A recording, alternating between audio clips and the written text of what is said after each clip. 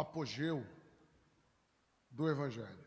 É o cerne, é o coração do Evangelho. Já que sem cruz não teria remissão de pecados. A cruz é o assunto mais importante da nossa fé, e isto sem dúvida.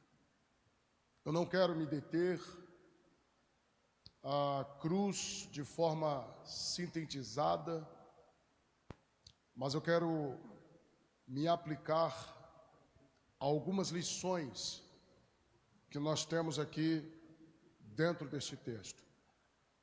Mas antes, como guisa de introdução, eu preciso entender com os irmãos algumas observações que se faz necessário fazermos acerca da cruz.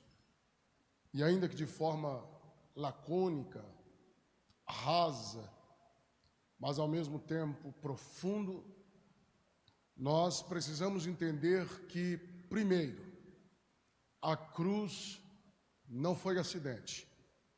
A cruz fez parte do plano.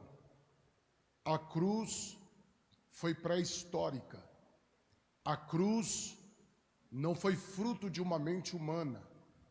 A cruz era uma agenda estabelecida na eternidade, já estava incrustada no coração do Eterno, antes mesmo que o mundo fosse formado. 3 textos do Novo Testamento nos dá chão para pisarmos sobre ele e falarmos do assunto com muita propriedade. Se você ler Atos 2, 23, 1 Pedro capítulo 1, versículos 18, 19 e 20, e Apocalipse capítulo 13, versículo 8, você logo vai perceber que a cruz já fazia parte do plano antes mesmo que o mundo fosse formado. Então o primeiro ponto é este: a cruz fazia parte do plano. 2, Jesus sabia que ele veio para morrer e morrer a morte de cruz. Jesus não foi pego de surpresa, como muitas pessoas pensam. Eu já ouvi alguém dizer que o pai ludibriou o filho. Isto é algo que escandaliza, chega a escandalizar. Pois é sabido de todos nós que quando Jesus deixou a glória, deixou o céu, deixou a sua majestade, toda a sua glória, todo o seu resplendor na eternidade, para viver aquilo que João escreveu no Evangelho, no capítulo 1, versículo 14, o verbo que se fez carne, que habitou entre nós, aquilo que Paulo escreveu aos Filipenses no capítulo 2, acerca do Cristo que se esvaziou de si mesmo, aniquilando a si mesmo, para tomar forma humana.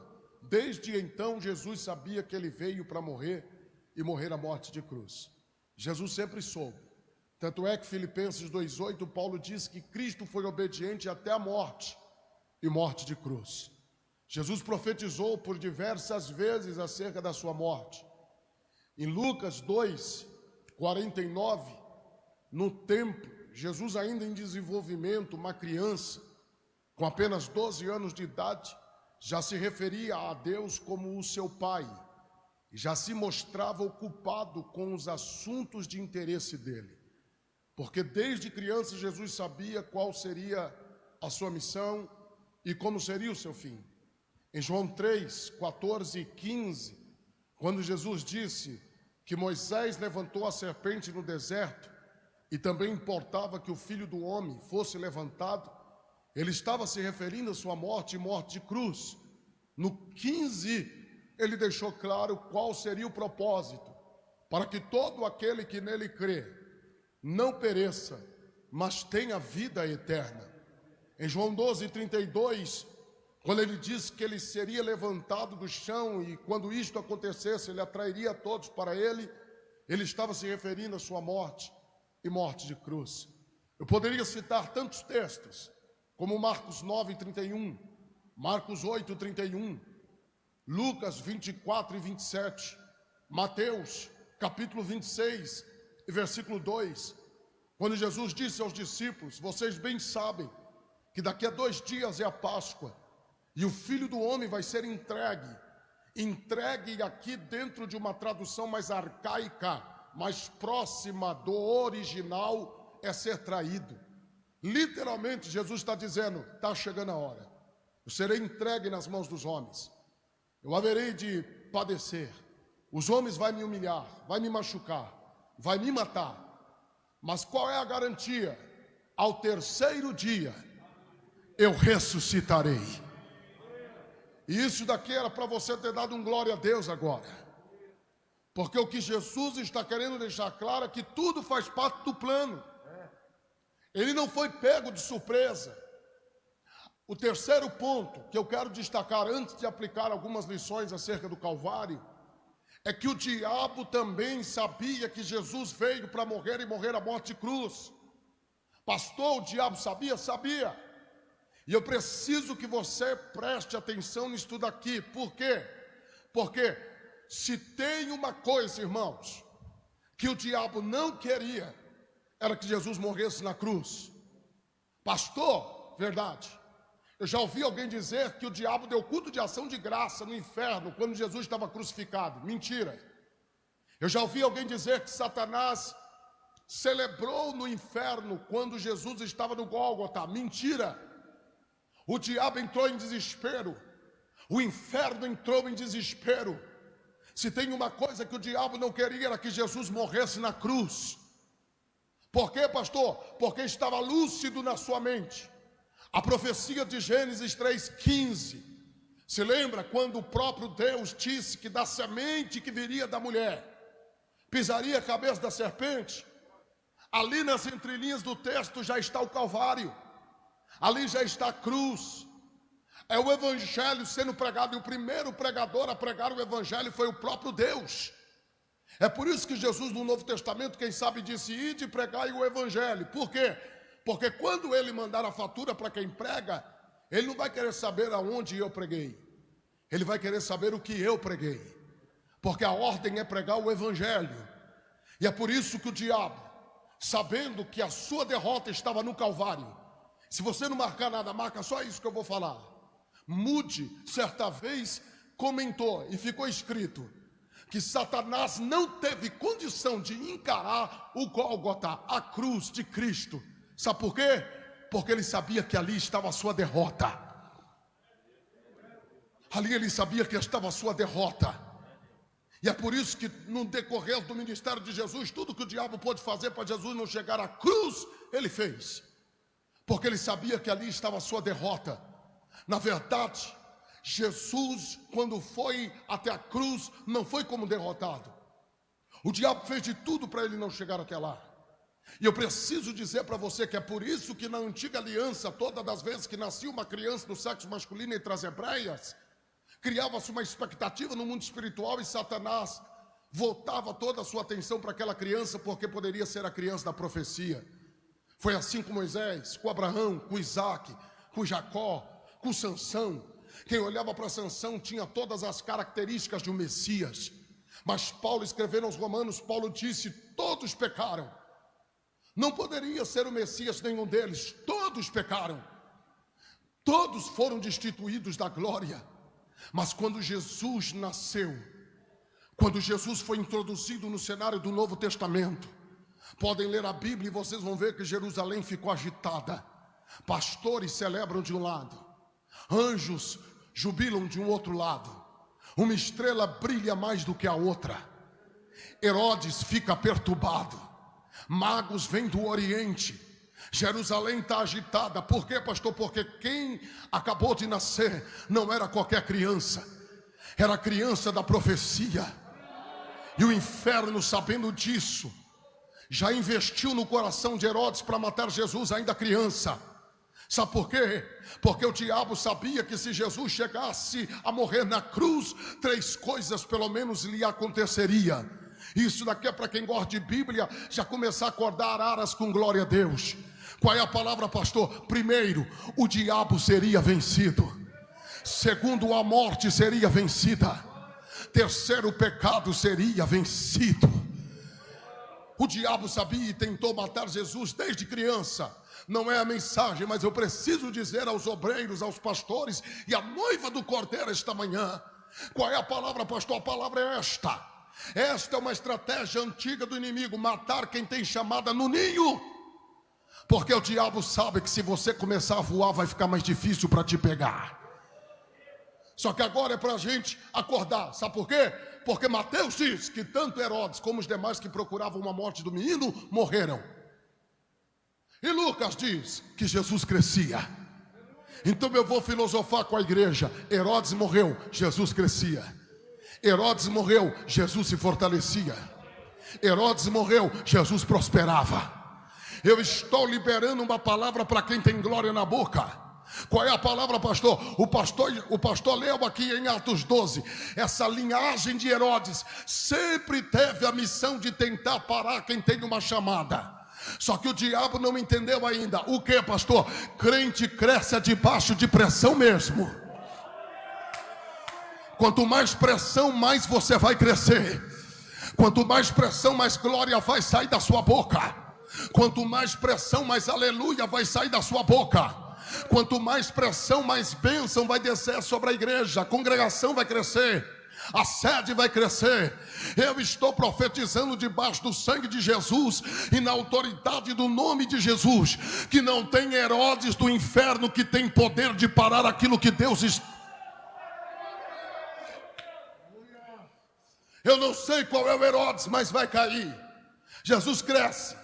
Em Lucas 4, o diabo tenta novamente, tentando usar os religiosos de Nazaré, o clero, o poder eclesiástico, que ficaram com inveja da unção que estava sobre Jesus.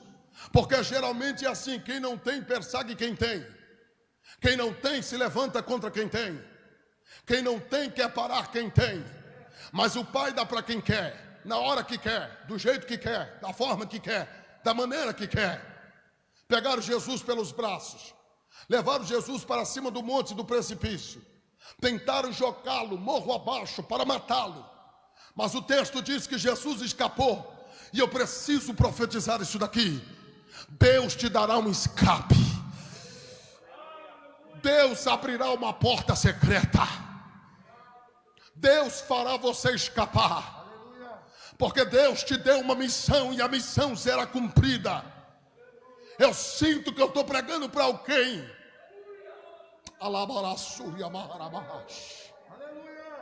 Eu sinto que eu estou pregando para alguém que Satanás está fazendo de tudo para você não chegar até onde Deus quer te levar.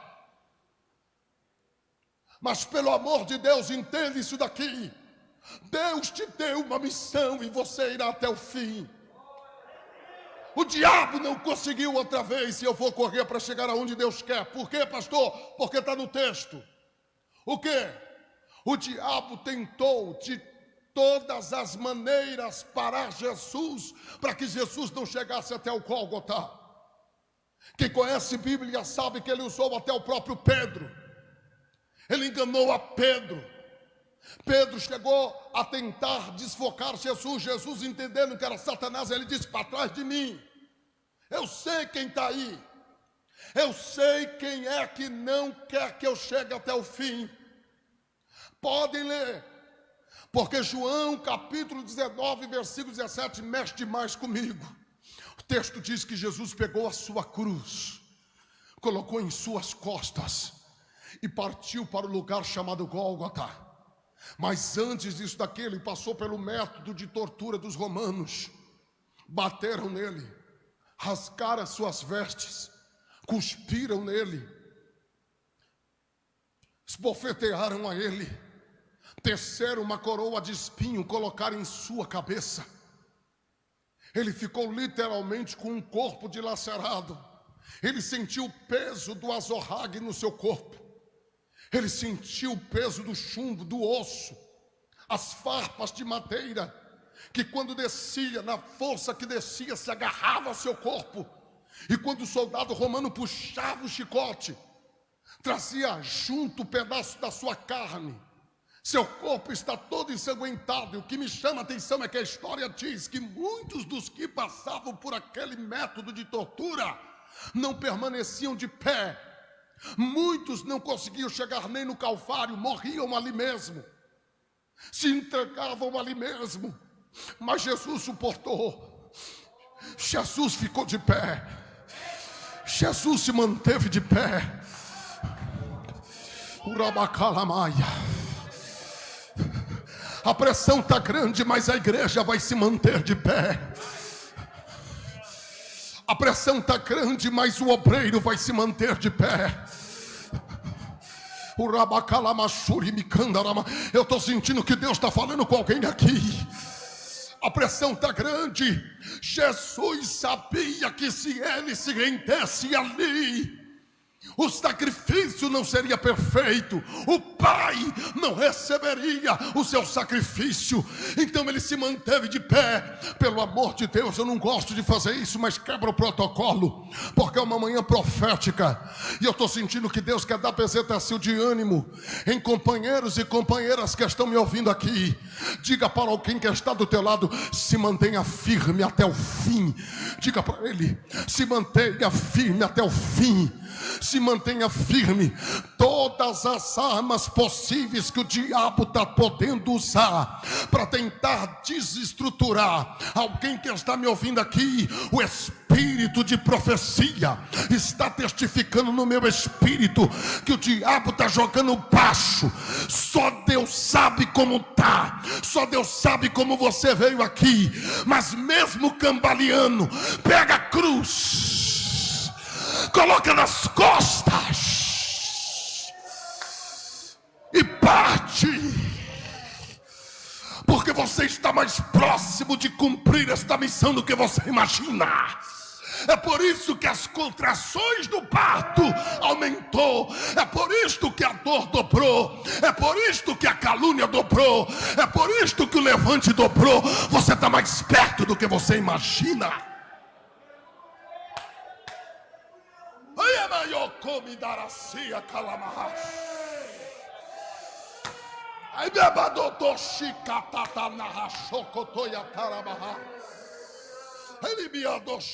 Eu estou sentindo Deus aqui. Tem mais alguém que está sentindo? Levante a mão e glorifica. Estou sentindo que eu estou pregando para alguém que a cruz está tão pesada. Se você não marcar nada do que eu estou pregando, marque isso daqui, porque não estava no script do sermão, mas eu vou mandar, e eu sinto que é Deus. Sabe por quê? Porque Jesus vai pegar a sua cruz e vai permear aquilo que nós chamamos hoje de via dolorosa. E no meio do caminho, ele no corpo físico, humano, ele tomba. Leva em consideração que ele havia passado a noite toda sem dormir. Leva em consideração que na sexta-feira de manhã ele já estava na sala de Caifás, apanhando. Leva em consideração que aquele dia foi difícil. Leva em consideração que ele foi torturado.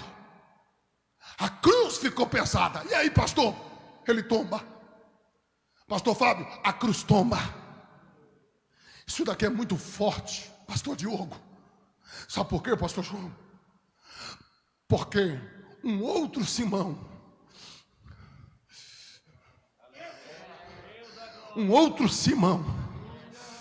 se levantou para colocar o seu ombro debaixo daquela cruz. E quando eu digo um outro Simão, eu estou falando com propriedade. A expressão outro Simão é uma expressão com propriedade. Por quê? Porque um outro. Porque o Simão que deveria estar ali não era aquele. O Simão que deveria estar ali era o Simão Pedro. Porque foi ele que um dia disse para Jesus: é fechamento. Eu estou contigo até a morte. Eu estou contigo até a coisa apertar. Eu estou contigo até a morte. Se for para morrer, nós vamos morrer junto. Mas quando a coisa apertou, foi o primeiro a abandonar o barco. E eu vou profetizar aqui em Arara: se o Simão Pedro te abandonar, Deus levantará o Sirineu.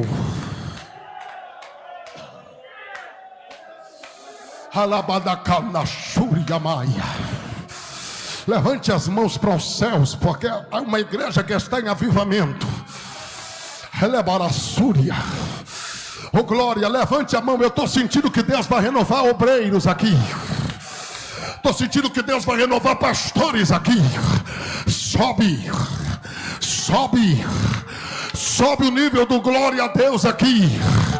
Porque Deus te trouxe aqui nesta manhã para fazer você entender que se alguém que você contava tanto te abandonar, Deus enviará socorro da onde você menos imagina.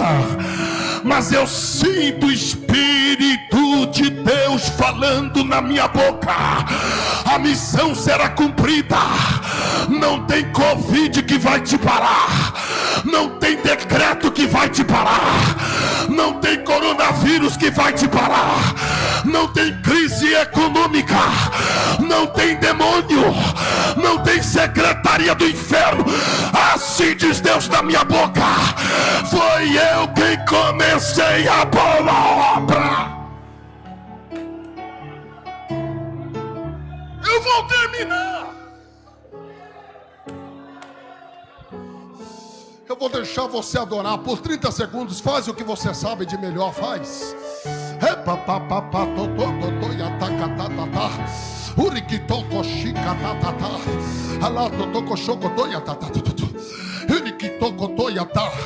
Estou sentindo que está descendo algo de Deus aqui. Eu estou sentindo que está descendo um revestimento espiritual aqui. Eu sei que eu estou pregando para alguém que está na via dolorosa. A cruz está pesada, mas Deus está levantando o sirineu. Deus está levantando o sirineu. Deus está levantando o sirineu. Oh, glória a Deus. Aleluia. Eu estou querendo pregar, mas eu estou sentindo que acabou de chegar aqui uma nuvem de glória que está pairada dentro desta casa. E eu estou ouvindo uma voz que Deus está falando comigo. E eu sei, eu conheço essa voz. Eu já ouço essa voz há mais de 20 anos. Não tem mais como se enganar. Estou ouvindo essa voz me dizendo: André, aproveita esse ambiente. Aproveita esse ambiente profético. Porque enquanto a minha igreja me glorifica dentro desta casa, eu estou visitando esta cidade com o meu poder. Levante as mãos e 30 segundos de glória. Quem pode? Só quem pode. Só quem pode. Isso. Oh, Yeshua.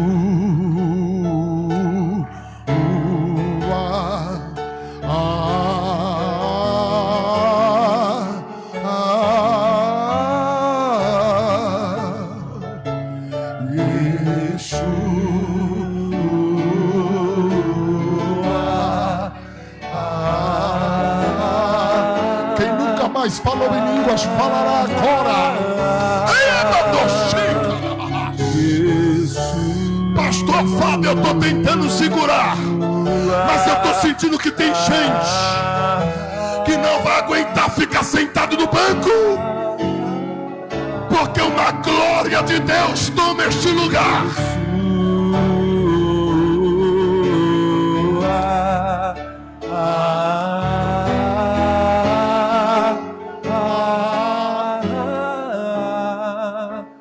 Meu amado é o mais belo entre milhares e milhares.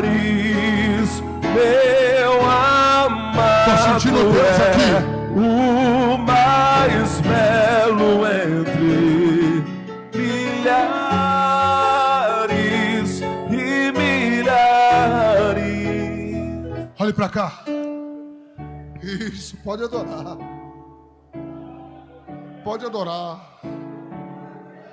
Obreiro que é batizado com o Espírito Santo, ore em línguas. Fale a língua da sua nação original. Aproveita, mergulha.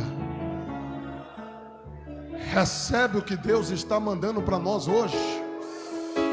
A porção da noite é da noite, mas Deus preparou uma porção para esta manhã. Eu estou sentindo Deus armando a nata dessa igreja até os dentes.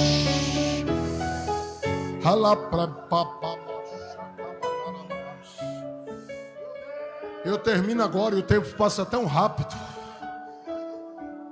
tão rápido.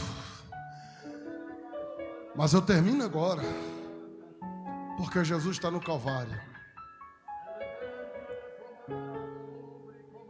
Jesus está no Calvário. A cruz foi levantada. Eu poderia destacar tantos pontos importantes aqui, mas para terminar, eu só preciso liberar algo que não estava no script, mas que desceu e eu vou mandar. Porque Jesus na cruz, nós temos duas dimensões de visões. A primeira é quem está olhando de baixo para cima. A segunda é quem está olhando de cima para baixo. Porque quem está olhando de baixo para cima está dizendo, está derrotado. Quem está aos pés da cruz está olhando para ele e está dizendo, curou tanta gente para acabar assim. Andou sobre as águas para acabar desse jeito. Multiplicou tanto pão e peixe para acabar desse jeito. É assim que alguém está olhando. Existe um ângulo, de um ponto de vista que alguém está dizendo, fez tanta campanha, fez tanto trabalho, para acabar desse jeito, todo ensanguentado, derrotado. Só que quem está olhando de cima para baixo, há uma expectativa nos céus. Porque existe a trilogia messiânica no Salmo 22, 23 e 24. Se no 23 é o ministério dele como um bom pastor, João capítulo 10, no 22 é ele no Calvário, é ele na cruz. Eli, Eli, lama sabachthani. Salmo 22. Só que no 24 é ele glorificado. É ele vencedor. É o Cristo que venceu o pecado. Não, eu vou repetir.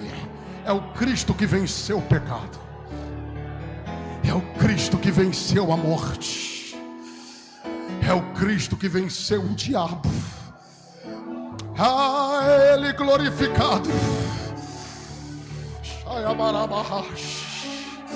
É ele sendo assunto aos céus. É a profecia se cumprindo em Atos 1:9, quando ele é tomado pelas nuvens. Porque no Salmo 24, no verso 7 em diante, se ouviu uma voz que dizia: levantai a porta as vossas cabeças, abri os portões de Jerusalém, porque aí vem o Rei da Glória. E quem é o Rei da Glória? É o varão da guerra, o varão da peleja. Este é o Rei da Glória.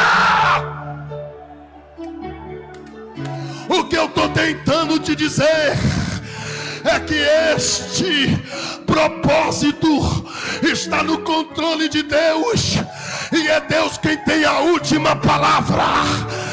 Vai perder quem está olhando para você e está entendendo que você está derrotado. É que não existe exaltação sem humilhação. Ninguém é aceito sem antes ser rejeitado. Não existe glória sem cruz. Não existe trono sem Gólgota. Deus está dizendo: aguenta, aguenta. Só quem tem glória abre a boca para adorar.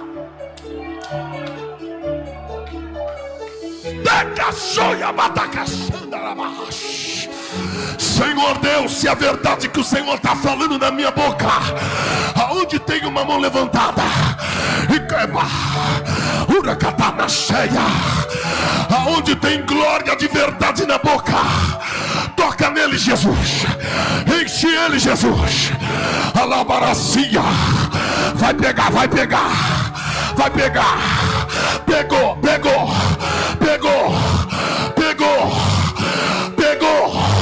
É a reunião de obreiro mais pentecostal de Araras. Toma aí, Satanás. Tá debaixo de pressão, mas tem glória na boca. Tá no Gólgota. Ele toma a palavra e diz: Tetelestai. Pai, está consumado.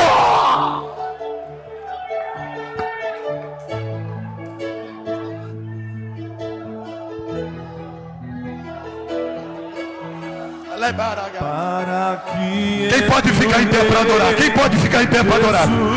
Levante as duas mãos, levante as duas mãos, levante as duas mãos, levante as duas mãos, levante as duas mãos. Abra teu coração agora. É manhã de renovo, é manhã de graça, é manhã de poder. Jesus, o Rei da Glória, eu abro meu coração, eu abro meu coração para que entre o Rei, Jesus, o Rei da Glória. Eu abro meu coração, eu abro meu coração. Quem é o Rei da Glória? Quem é o Rei da Glória? Jesus, Ele é o Rei, Ele é o Rei. Quem é o Rei da Glória? Quem é o Rei da Glória? Jesus, Ele é o Rei, Ele é o Rei. Tu és o Rei que morreu, mas venceu ao terceiro dia. O que é que os anjos veem, que os fazem se prostrar? O que é que os anjos veem, que o fazem cantar santo? O que é que os anjos